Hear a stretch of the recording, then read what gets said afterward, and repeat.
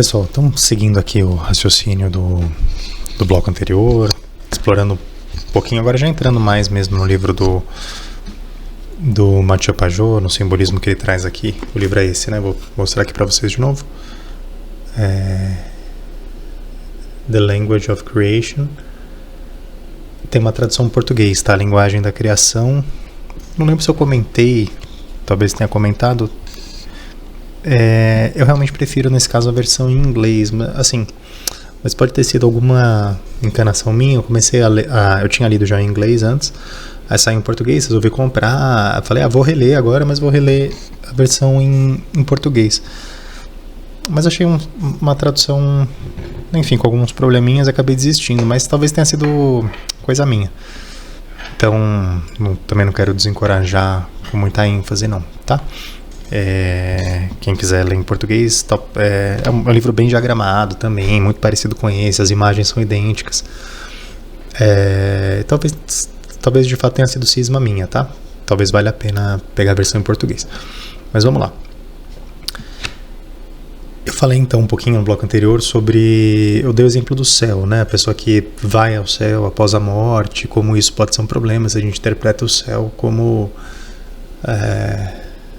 isso que a gente vê, né, quando a gente olha para cima, esse negócio azul cheio de nuvem, ou um negócio preto no escuro cheio de estrela, e uma lua, e etc, né? Como isso pode ser realmente problemático, a gente interpreta o céu simplesmente nesse sentido.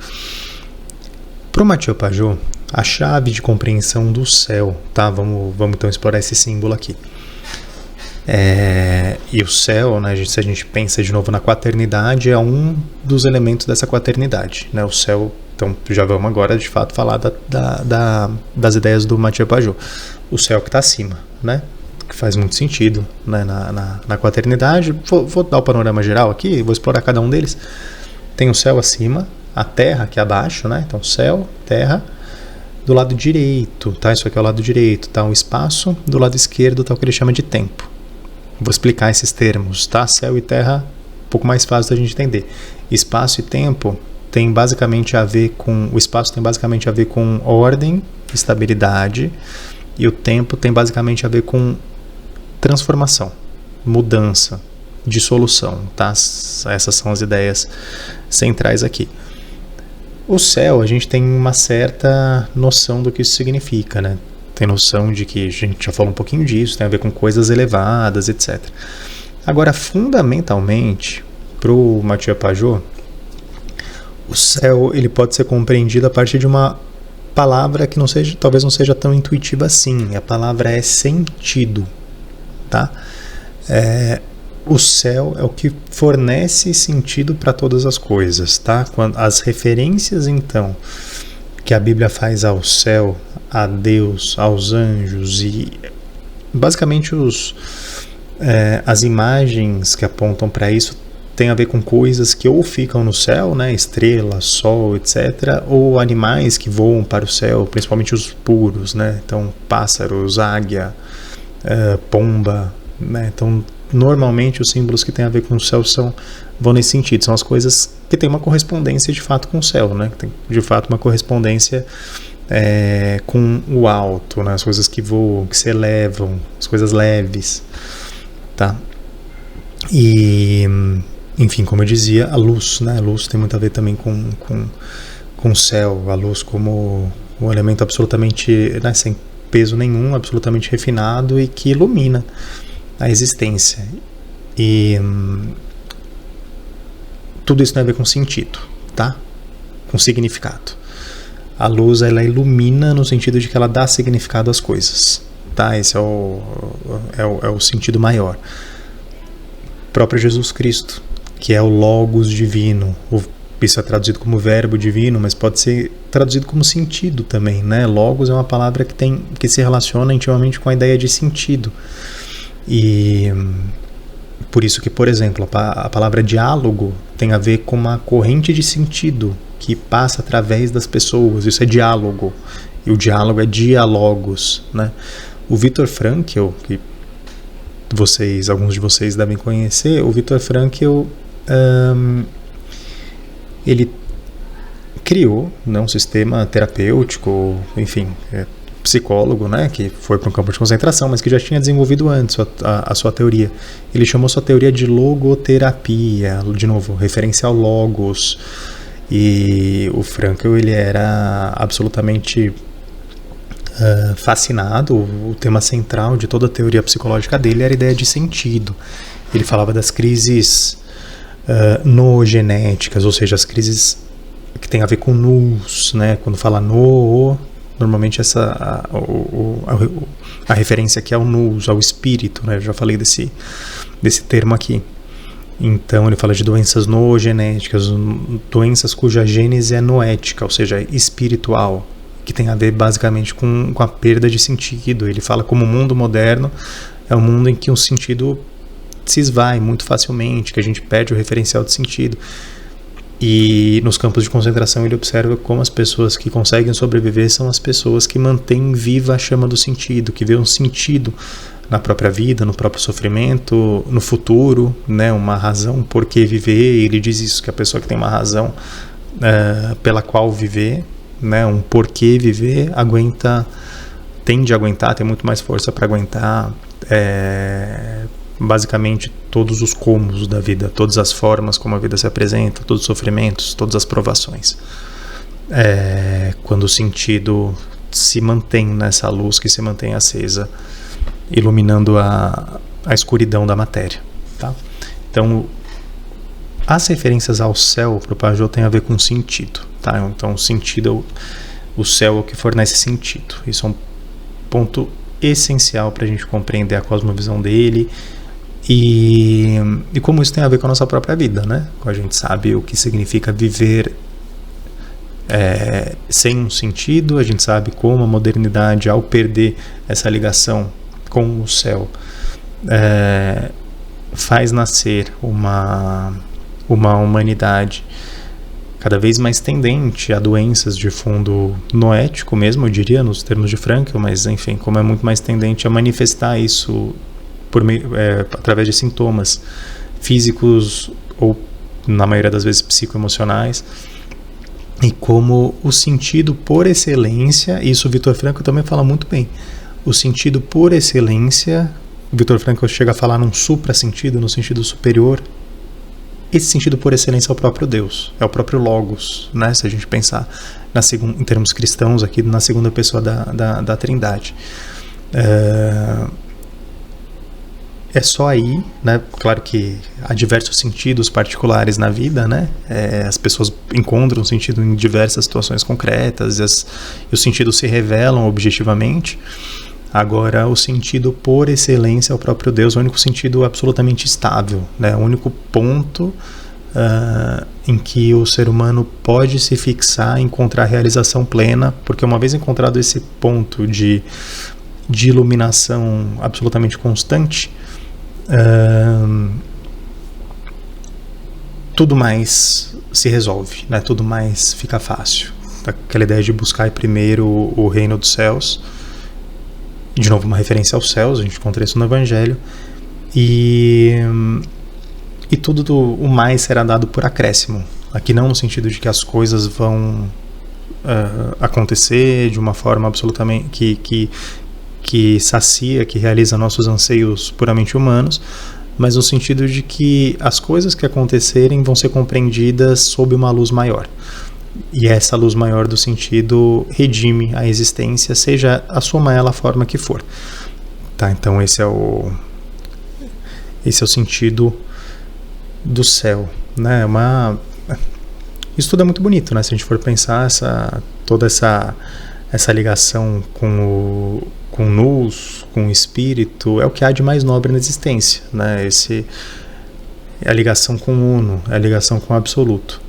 Eu penso aqui, por exemplo, numa outra passagem evangélica, essa eu nem me preparei exatamente para falar, mas me veio à mente e me parece oportuno também dizer, aquela passagem que Jesus diz que a luz não é feita para ser mantida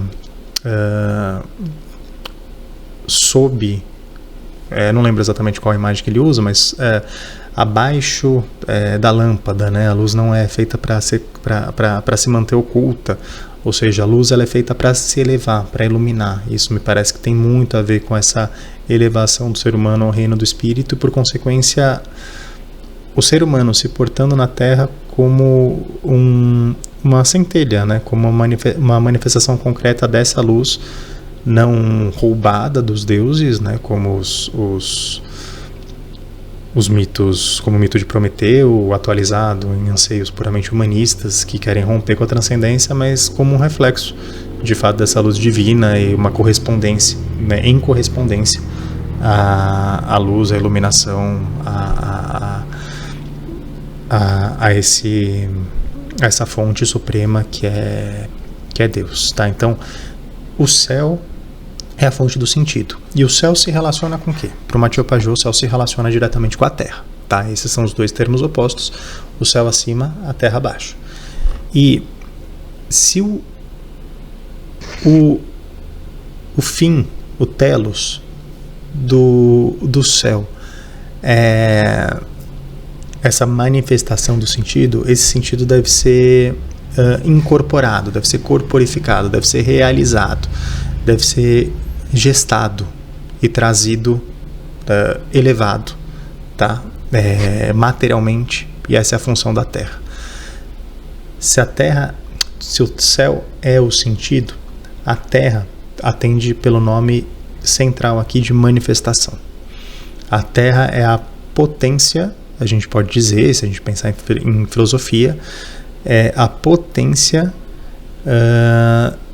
que deve se abrir para esse sentido, manifestando concretamente no mundo das multiplicidades esse sentido. Esse é o fim da Terra. Essa é a finalidade suprema desse outro elemento que é o elemento Terra.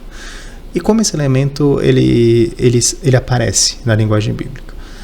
Na linguagem bíblica ele aparece às vezes de fato como uma terra, tá? Às vezes de fato como um local, um certo local. Às vezes ele aparece como uma mulher, né? Isso é muito comum. Ou comum, um homem, como uma pessoa, mas muitas vezes como uma mulher. E aqui a gente pode pensar na Virgem Maria como... E o Mathieu Pajot não fala disso, porque ele só fala do Antigo Testamento, mas na Maria, no Novo Testamento, obviamente Maria, a Mãe de Deus, Virgem Maria, é a manifestação mais pura, é o símbolo, né? Ela é uma pessoa real e ao mesmo tempo é um símbolo poderosíssimo dessa matéria absolutamente aberta à manifestação do sentido. Então ela incorpora o sentido, isso é simbolizado pelo fato real da relação, não sei qual é a palavra que a gente pode usar, mas da união entre o Espírito Santo e Maria, entre o Espírito e a Terra, e o resultado disso é o nascimento do próprio Logos no seio da existência. Então o Logos, que sem o elemento Terra se mantém acima da existência concreta, a partir do momento que encontra a matéria virgem, a matéria pura, a matéria propícia, a matéria aberta, a matéria que não está perdida em si mesma e não está ao mesmo tempo contaminada por outras coisas, mas está simplesmente aqui é um termo adequado, simplesmente no sentido de unicamente direcionadas para as coisas do alto. A partir do momento que o espírito então encontra essa matéria puríssima, o sentido, cujo locus a gente poderia dizer é o céu, o locus por excelência é o céu, ele encontra sua realização plena ao se manifestar concretamente no seio da existência. E é nesse movimento que Jesus Cristo, aparece a partir da sua encarnação como o símbolo supremo do resultado dessa união entre céu e terra. Existem outros elementos, depois eu vou falar um pouquinho mais, tá, de todos eles, porque de todos esses símbolos, explicar um pouquinho mais sobre a Terra, mas só para complementar essa ideia de união entre céu e terra, assim como Jesus Cristo obviamente aparece como o mais perfeito símbolo dessa união, né, por razões óbvias, porque primeiro ele é o próprio Logos, segundo sua manifestação se deu pela mais pura das matérias, que é a Virgem Maria, E terceiro, que a manifestação dele como um ser humano foi a manifestação do mais perfeito ser humano possível, né? O ser humano absolutamente primordial, enfim, que é o próprio Deus, né? Que é o ser humano não só tal como sonhado originalmente por Deus, como o ser humano tal como Deus o sonhou como realização final. Tá? Jesus Cristo ele não é só o sonho primordial de Deus em relação à humanidade, como ele é a manifestação do destino final prometido a cada ser humano, que é, em termos cristãos, genuinamente cristãos, é a deificação, que não é outra coisa senão isso, é um tornar-se Deus por participação, é um tornar-se Deus por reflexo, a gente poderia dizer, não para competir, não para ocupar lugar, mas para contribuir com a obra divina, manifestando no seio da existência, concretamente, o próprio Deus de uma forma particular, específica. Essa é a missão de cada um. E essa união entre céu e terra encontra no simbolismo bíblico, ela é simbolizada em termos bíblicos por coisas, né, muitas vezes, que claramente tem uma porção de si apontando para baixo e uma porção de si apontando para cima. É muito óbvio.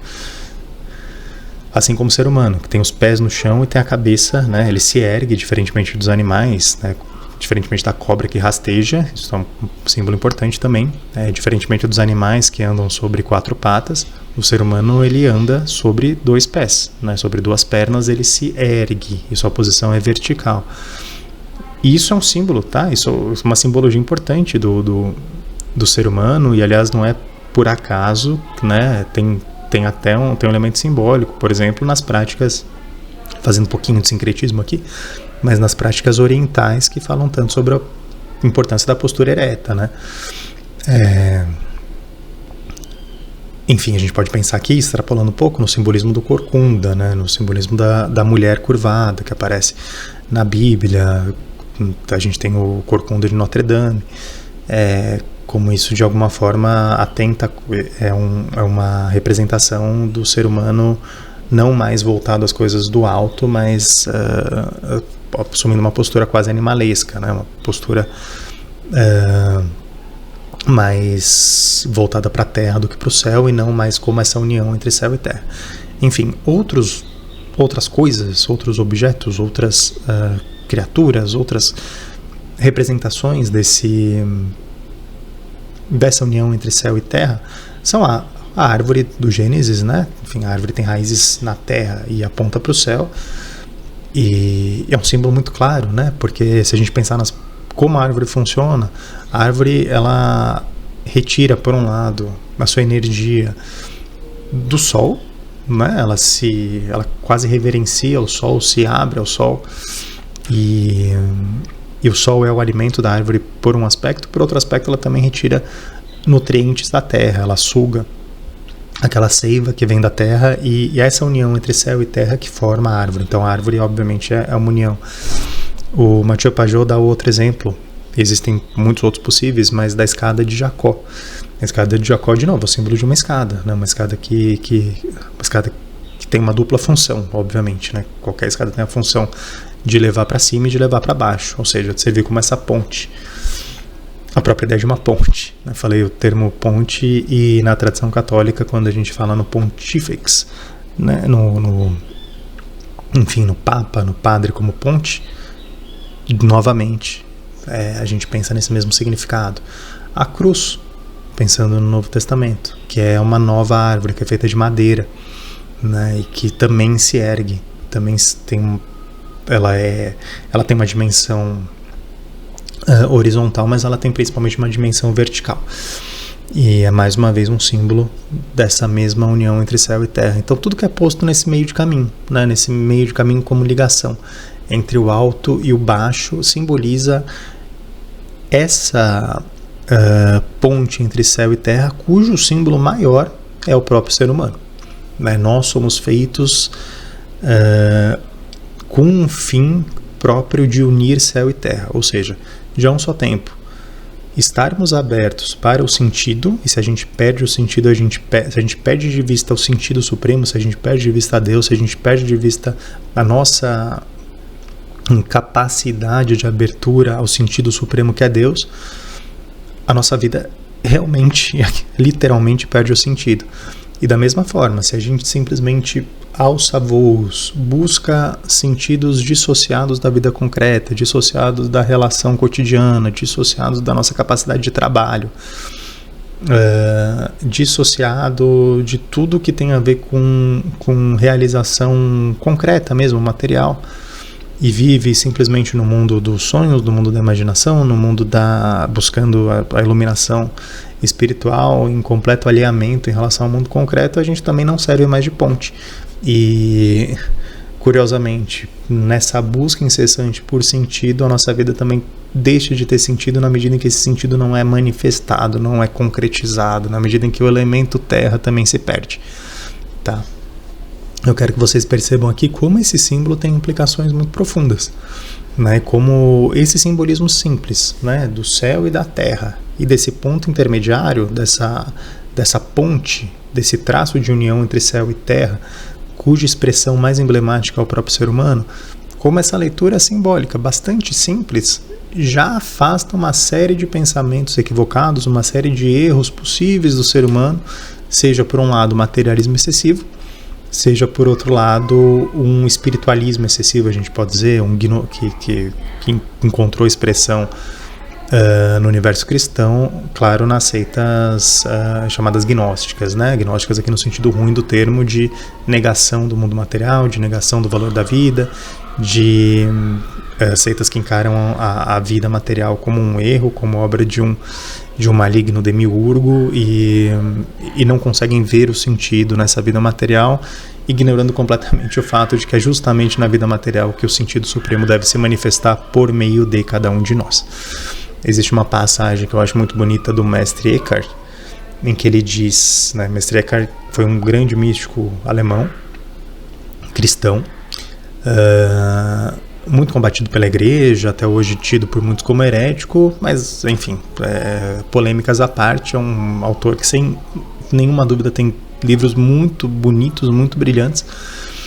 Ele fala da encarnação, ele fala da Virgem, ele fala do sentido, ele diz num dos trechos que é belíssimo que Jesus tenha nascido concretamente do seio da Virgem Maria e tenha manifestado assim o sentido de forma tão gloriosa, né, como se deu de fato há 2000 anos. Agora, diz ele, ainda mais belo e ainda mais feliz fica Deus quando essa união entre céu e terra faz nascer no coração do homem novamente em cada ser humano concreto que chega a este fim último, o Logos. Ou seja, quando o ser humano consegue concretizar este sentido supremo, consegue materializá-lo, consegue fazer de si uma ponte entre céu e terra e consegue fazer da sua vida uma expressão concreta do sentido absoluto, Deus se regozija e todas as hordas celestes se alegram, porque é assim, é dessa forma que a existência concreta é redimida, não simplesmente por intervenções divinas, embora diretas, embora isso na visão religiosa pode acontecer por meio de milagres, e outras maneiras a gente não pode ignorar, obviamente, a capacidade de Deus de intervir diretamente, mas o plano divino é que essa redenção se dê por meio de nós, não obviamente como pessoas que buscam por si próprias fazer a própria vontade e construir reinos paradisíacos imaginários, mas sim como pessoas que, se abrindo à dimensão espiritual, se abrindo a Deus, conseguem concretizar os desejos de Deus, conseguem se fazer instrumentos da vontade divina na vida concreta, na existência concreta. Isso é o homem como ponte, como a escada por excelência que liga céu e terra. Tá bom? Então, vou encerrar por aqui esse vídeo, daqui a pouco a gente continua.